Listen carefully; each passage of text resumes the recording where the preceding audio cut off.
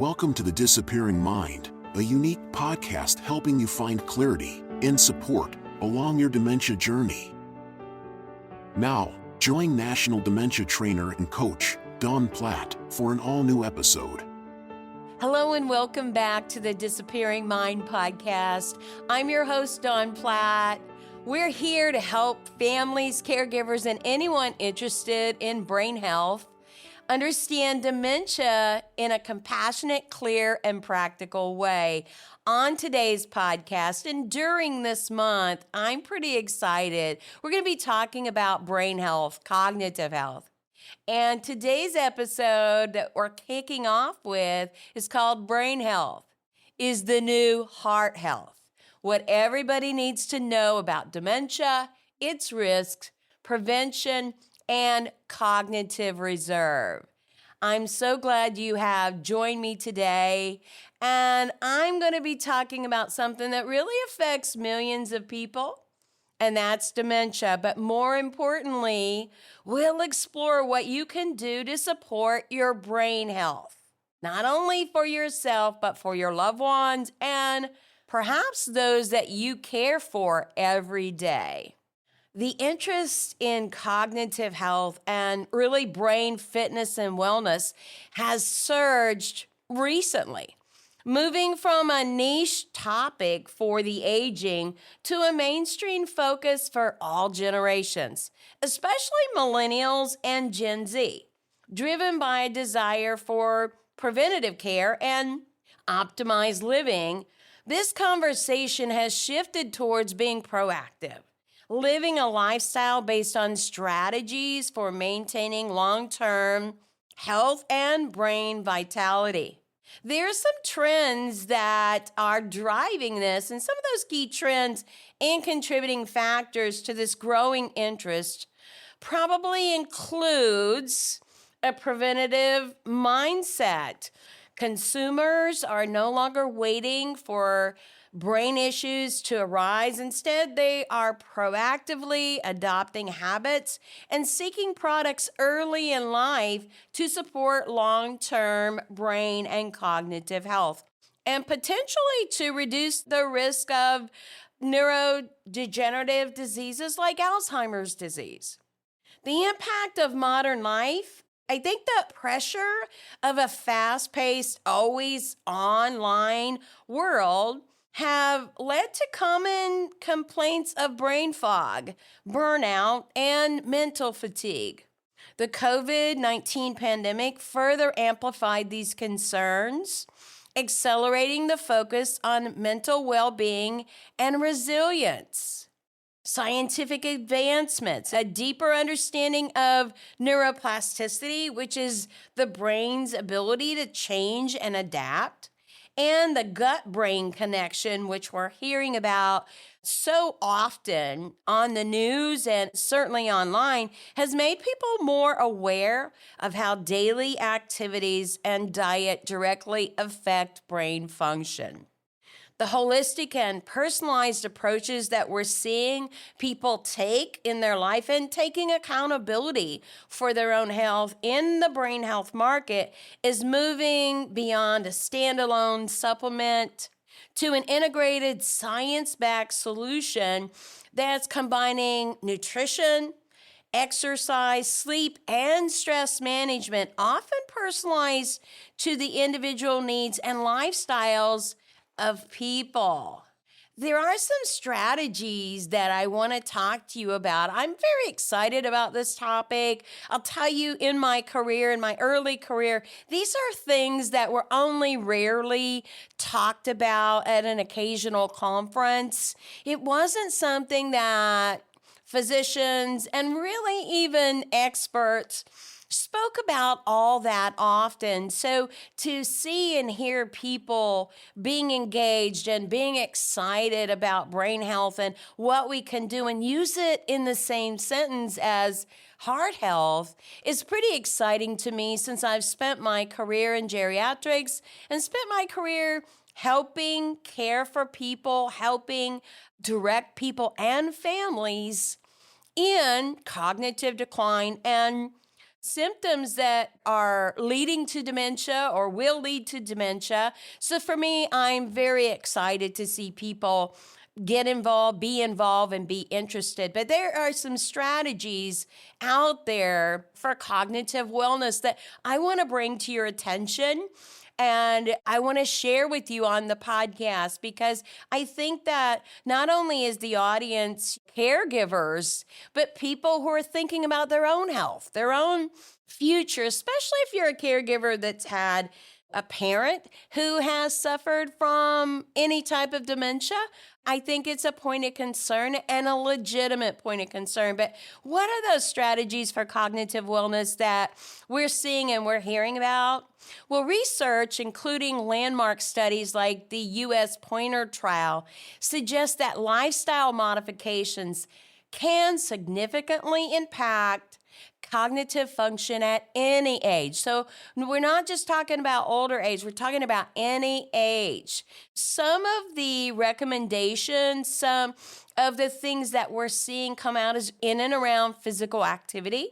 It is recommended that regular moderate exercise, physical exercise, 30 minutes a day, 5 days a week, is strongly linked to better cognitive function, better brain function, and a reduced risk of decline. What's good for the heart is good for the brain. That's what the experts are saying. Along the lines of nutrition, a balanced heart-healthy diet or brain-healthy diet is what we're hearing about. This potentially is one that includes brain-boosting foods like fatty fish, blueberries, nuts, leafy greens. These things are key, according to the experts, to maintaining and boosting your brain health. There's a growing interest in anti-inflammatory foods and the role that the gut plays in brain health. We're hearing this more and more, especially post-pandemic. People are really looking at that connection.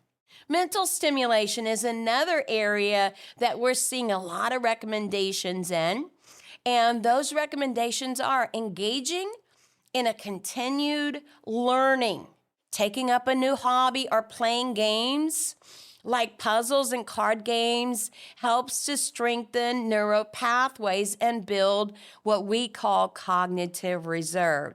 Mental stimulation is good to continue even after a diagnosis of something like dementia. The other area that's recommended, and we've talked about these things before on the podcast, is social connection. Maintaining a strong social network, social ties, is linked to a better cognitive function, according to the National Institute on Aging and the Alzheimer's Association. This can reduce risk of depression, as well as build cognitive function. Sleep and stress management. This is a point that I'm hearing more and more younger people begin to talk about and realize how important it is in their life. In this day and age of high stress jobs, online stress, and the stress in our world today, prioritizing quality sleep and using mindfulness techniques like deep breathing and meditation can help manage stress at all levels, which is a major factor impacting cognitive performance. I think we know this historically. If we're not getting good sleep, we're just not up to par.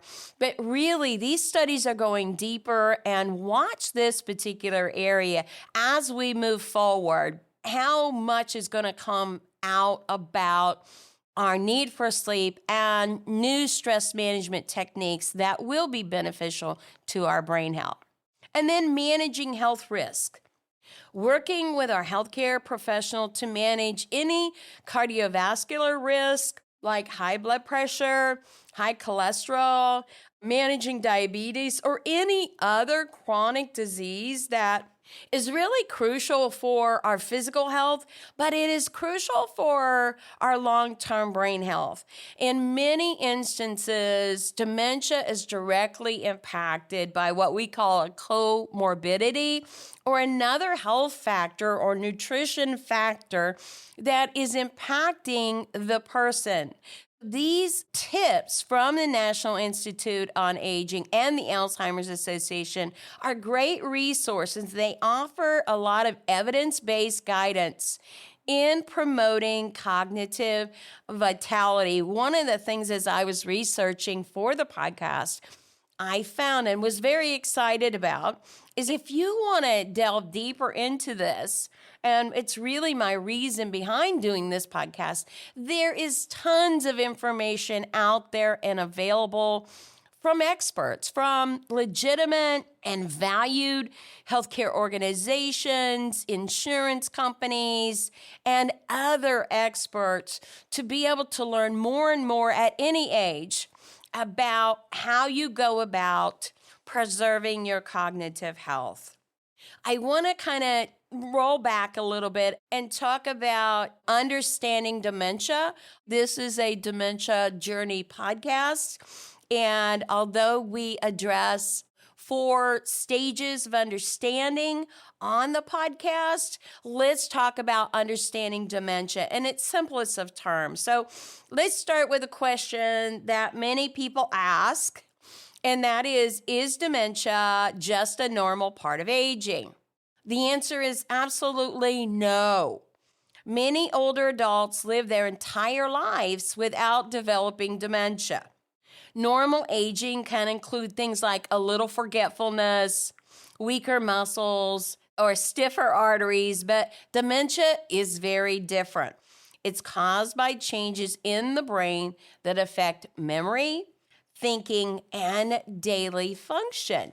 Here's a striking number that I put in my research and I like to talk about because I think it's a stark reminder that we have to do something in the United States and throughout the world. But here's the number. In 2014, so over 10 years ago, approximately 5 million adults aged 65 or older were living with dementia in the United States. Think about that number.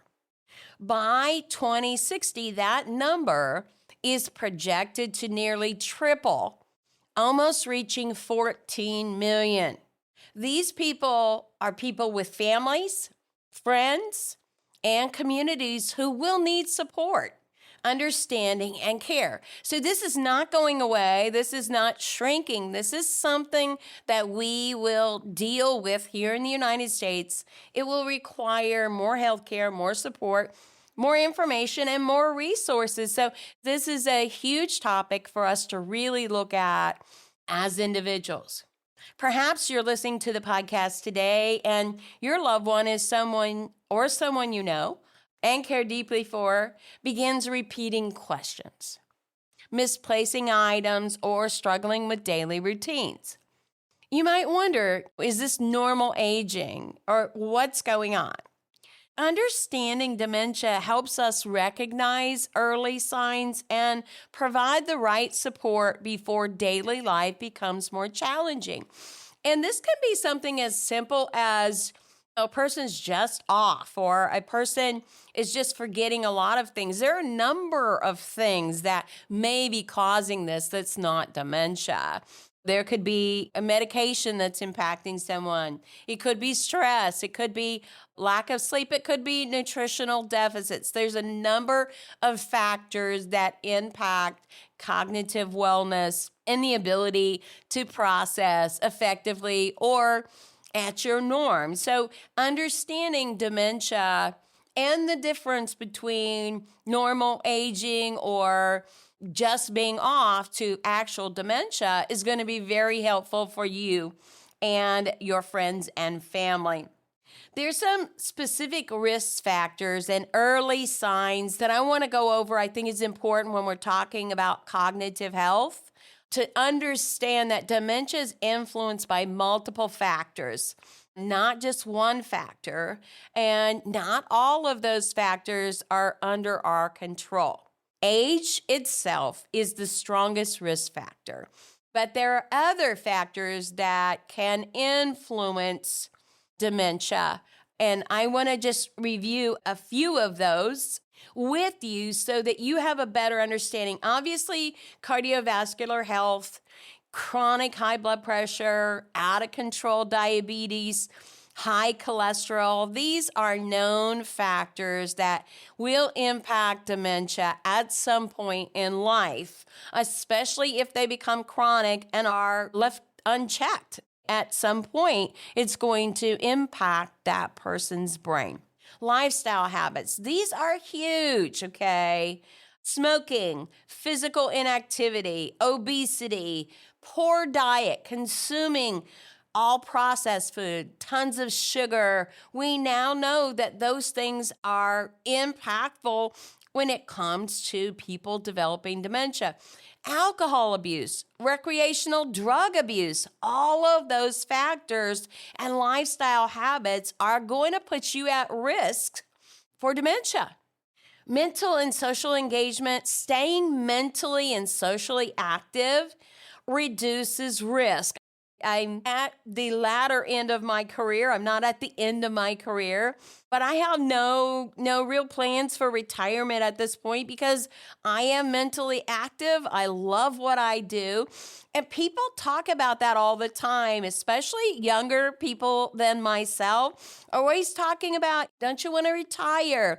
I'm looking forward to retirement. The thing that scares me about retirement is the fact that people are not mentally active. They're not outgoing and doing. It's one thing to sleep in on the weekend, but to sleep in every day and to not socialize or use your brain in the workforce or something else, I find that dangerous for me personally. And I think that retirement's not all it's cut out to be. Do I want to have that time? And do most people want to have that time? Of course they do. But I think staying mentally active, having purpose, going to work, contributing to something really keeps people in a sharp place. It's something to consider and think about, especially if you are near retirement and you want to. Make sure and make a plan to replace the things that you do with something besides just being leisurely. It's important. Routine is important. Purpose is important. You may switch it to a voluntary activity or pick up some new hobbies. Whatever you do, keep your mind engaged. Keep busy. Keep at something. And I think that that's really important to consider when you're talking about risk factors. Early signs often include, and we see this, and I like to go over it and pinpoint it for a number of reasons. And number one is sometimes I have met people or coached people who actually thought they had dementia and simply were having some early symptoms. And in all reality, there were other medical conditions or perhaps a past condition. I recently had a coaching session with an individual that had had a head injury from a major accident that occurred about 5 years ago, and they are not as sharp as they were. We really had to look at what kind of engagement this person could add into their daily routine to use a different part of their brain than they were currently using. We found this to be very effective, and I think that you can do the same thing. Listen, folks, we don't use all of our brain, and there are many areas that lay dormant and like any muscle will get flabby. So think about what the early signs are, and if you see any of these signs, take action on it. It may be something as simple as you simply are not using that part of your brain, and you can add just a few things we'll talk about here that are going to sharpen your memory, your thought process. But here's some early signs. Memory loss affecting daily life. It's one thing to forget things now and then, but when it affects daily life, meaning your daily routine or others around you or your family obligations, That's an early sign that something is changing. Difficulty planning, especially activities that you've planned and taken care of, it's been a routine in your life, or solving problems. You might find that problem solving, things that were really easy to you, become very difficult and even frustrating. That's an early sign that something's changing. Doesn't mean you have dementia, it means something's changing. You need to get it checked out. Confusion about time or place. Absolutely. We get busy and we forget what day it is of the week. But listen, if you get confusion, actual confusion, don't fool yourself. Something's happening, something's changing. Get it checked out. And then changes in mood or personality. So I'm not talking about the occasional getting upset here. I'm talking about actual change. Uncontrollable change in your personality or your mood, and you don't seem to really have control. These are early signs that you could look at and understand and really have this checked out. Recognizing early signs is crucial because research shows that interventions, especially lifestyle changes early, are more effective when you start sooner than later. I want to talk about cognitive reserve. I know that most of you may not be familiar with this word. I'm going to talk about it this month. You're going to hear me in multiple podcasts talk about it. What is cognitive reserve? I'm going to get into it a little bit in today's podcast and a whole lot more in the next episode. But cognitive reserve is the brain's built-in protection. It's an incredibly powerful resource that the brain has. What is cognitive reserve? Simply put, it's the brain's ability to adapt and compensate when it encounters changes or damage. Think of it as your brain's backup system. The more you build over time, the better your brain can handle stress, age-related changes, and even early signs of cognitive decline. Why is that important? Cognitive reserve can help someone maintain independence and function longer, even if there's underlying brain changes that are occurring. It doesn't prevent brain changes completely, but it gives your brain flexibility to cope with those changes. How can this cognitive reserve be built or rebuilt? Well, the great news is that cognitive reserve can be strengthened at any age. That's what the experts are telling us, and I want to give you some of that information today because I think it's very powerful for those of us that are looking to improve our brain health. Mentally, what is recommended is learning new skills. That doesn't stop when we get out of high school or college. We can learn new skills at any age. We're not talking necessarily just rocket science here, but learning new skills, very important to our mental state and to our cognitive health. Read. Do puzzles. If you had not done puzzles in the past, it's going to be a very powerful way to build your cognitive reserve. Engage in problem-solving activities. One of the things that I recently recommended to this person who had been in the car accident was that game, Simon. It is really a formulated game that allows you to go back and try and memorize or follow a sequence that gets harder and harder as you play the game. Pretty simple, but actually it's very effective in keeping yourself sharp. Socially, maintaining friendships, joining clubs, volunteering, engaging in meaningful conversations. These are things that are very purposeful and keep us sharp. It is highly recommended that you remain socially active. And then physically, regular exercise increases blood flow and supports brain function. There are a lot of simple things you can do. I will get into that more as we go along. It doesn't mean that you have to be in the gym every day. It doesn't mean that you have to exercise like you're 20 years old at all. Remaining physically active is really important to brain function. Even if the cognitive reserve wasn't a focus in earlier life, starting today can still make a meaningful difference. It's never too late to give your brain more resilience.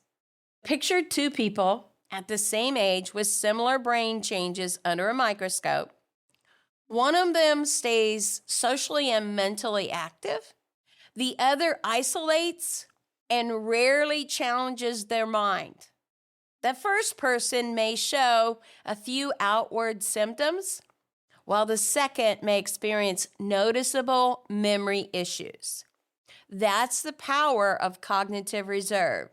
Cognitive reserve isn't just for healthy brains. With the right rehab plan, it can also be rebuilt after a stroke, brain injury, or other medical condition that impact thinking and memory. In these cases, rehabilitation focuses on helping the brain create new connections, strengthening existing ones, to compensate for the damage that's occurred. I think most of us know someone that's gone through something, whether it be a car accident with a head injury or had a stroke or had a debilitating accident where they lost some cognitive ability or function. And for those with a stroke, it can be pretty severe. Does it have to be? It can be less, but we have seen them go to rehab to work through a process, 6, 8, 10, 12 weeks of rehabilitation and gain back, if not all, much of what they have lost. We've all seen that. Each of us has seen that. And this is what cognitive reserve is about. This is what we're talking about, only in another aspect. So here's how the rehabilitation process works. And I put this in here because I think it's really important. We've all visited someone in the hospital or in a rehab center, and we can kind of relate to this. And then I want to really have you think about it in the aspect of brain health. It's really the same process. Obviously, the steps are different, but it's something that we're more familiar with than we think. First, the rehab process begins with assessment. Your doctor, the medical and therapy teams evaluate which cognitive and physical function have been impacted. But for cognitive function, is it memory, attention, language, or problem solving? What's been impacted by this illness that you have suffered? They create a therapeutic care plan or targeted therapy based on that assessment. Individuals engage in brain exercises tailored to meet their needs. This can include memory games, problem-solving tasks, or exercises that challenge attention and processing speed. And then what you find, and if you've ever gone to visit someone during their therapy time, you'll find that they're not going to let you visit because it's repetition and practice that makes the difference when it comes to rehabilitation. So just like rebuilding muscles after a physical injury, the brain strengthens connection through repeated practice. Over time, the person can regain skills and develop new strategies to handle daily tasks. And then that integration into daily life. When you're in rehab, therapists work with individuals to apply these cognitive exercises to real life activities. For example, remembering steps in cooking, or following daily routines, or managing finances with support. That's where it begins. And it's repetition, and that's what they work through to help you regain what you've lost. And then there's this supportive environment. Social interaction, encouragement, and structured environment help reinforce progress. And that's where caregivers play a key role in providing that guidance, support, patience, and motivation. Having that supportive environment when perhaps this whole process may prove very frustrating to the individual who's trying to regain function. You play a cheerleading role, a supportive role, which really makes the difference in the whole rehabilitation process. So why does all this matter and why am I talking about it? It's because science tells us that even after significant brain changes, the brain remains remarkably able to adapt. It's proven. Experts are talking about it. The information's out there. Rehabilitation and targeted activities essentially rebuild cognitive reserve, allowing individuals to regain some independence or maintain what they have, confidence and quality of life. I've seen it over and over in my career. I'm not here telling you that this is a cure. It's not a cure, but quality of life is hugely important when we're talking about that dementia journey.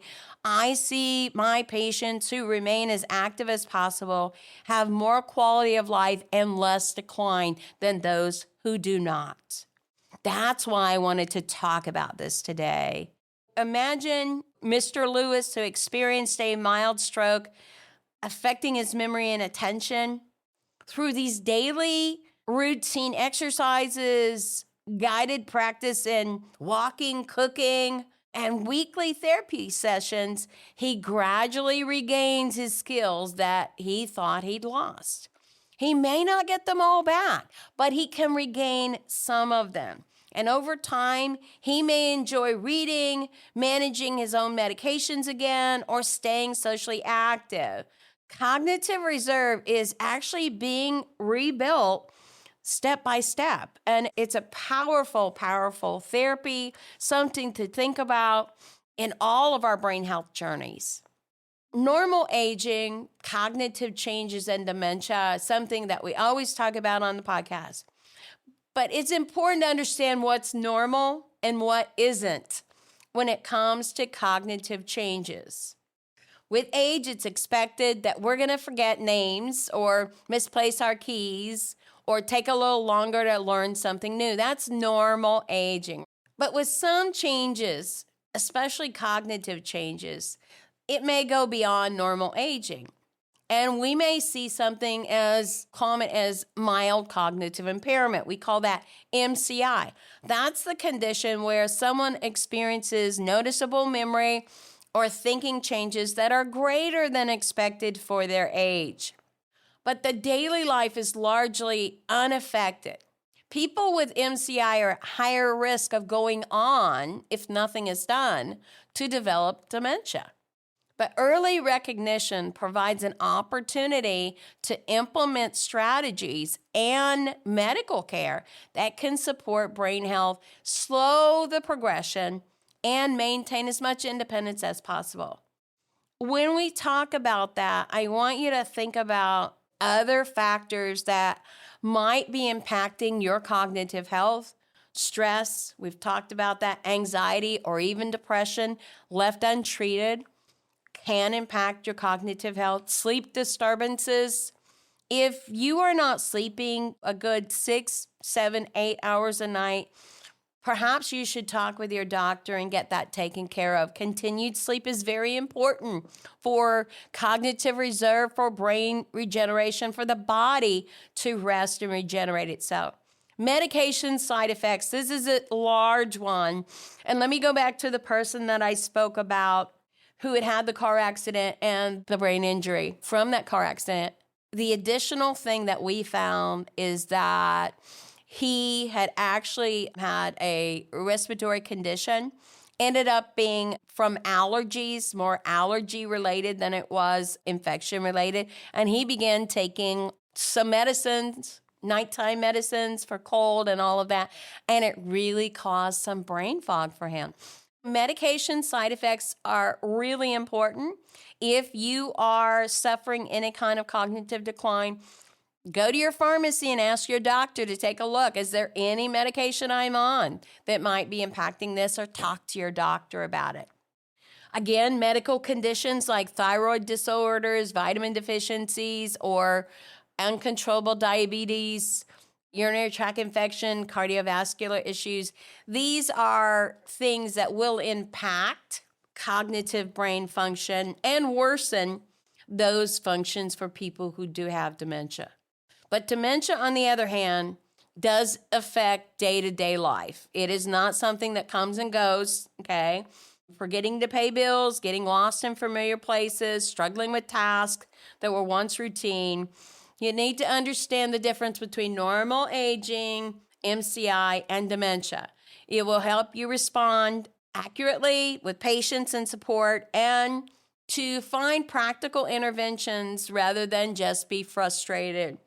Early detection and early support really make the difference in quality of life for you and your family. Just a few more things I want to go over because I think they're important to include in the podcast. And it's something that, as a caregiver, family members, or someone learning about dementia, I often guide people through what I call the 4 steps to awareness and action. And I think that these are important for people to know. If it was an occasional person I meet that's going through this, it would be different. But I meet people everywhere who learn what I do and ask lots of questions because they're impacted by these things. Not always with full-blown dementia, but they're impacted. They want to know. Their grandfather has it, or their neighbor has it, or something like that, and they want to know. Here's the 4 steps to awareness and action. Number 1 is awareness, recognizing early changes and asking questions, okay? If you recognize changes, get an evaluation. It doesn't hurt to get an evaluation. Make it part of your annual physical. Cognitive health should be part of your annual physical. Number 2, knowledge. Learning what dementia is and what dementia isn't, and the available support is critical. An accurate diagnosis is one of the key things that will make a difference in your journey. It may not be dementia at all. It might be something totally different. Getting an accurate diagnosis. Don't settle for less. Application number 3. Using strategies at home in your daily life like routines and cognitive activities. If you're not sure what's going on, take a look, evaluate your medicine, evaluate your sleep, evaluate your stress, evaluate your routines. This is going to be critical, and apply new strategies in your daily life. And then number 4, advocacy. Supporting your loved one or getting support and influencing the broader conversation around brain health is going to be critical to your success. By moving through these stages, you as a family member or you as an individual can feel more confident, prepared, and emotionally resilient. There are things you can do. That's what the podcast is about today, things you can do. The last thing that I want to run through before I close the podcast is I've compiled some tips from leading experts and organizations on brain health that I feel like are good tips for you to include in your brain health journey. These are lifestyle habits to protect your brain health no matter what age you are. And here's some good news. There's plenty that you can do to protect your brain, especially if you're a younger person, okay? Move, okay? Move your body. Aim for at least 150 minutes of moderate exercise per week. Physical activity improves brain flow to the brain and supports cognitive reserve. This is according to the Harvard Medical School and their Healthy Brain Initiative. Eat well.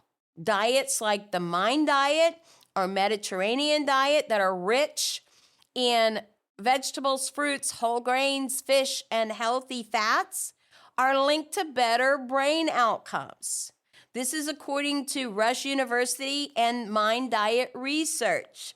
I will tell you that whole foods are what you want to focus on because that is what's recommended. Cut out the sugar, cut out the extra carbs.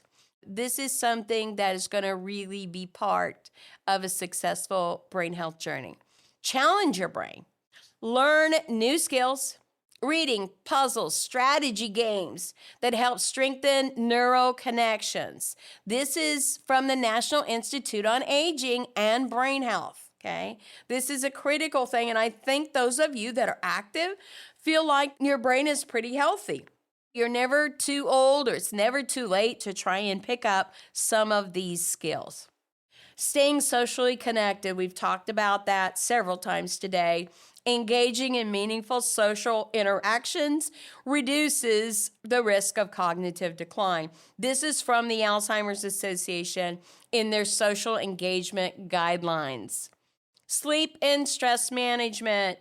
This is from the American Academy of Sleep and the Mayo Clinic in their brain health division.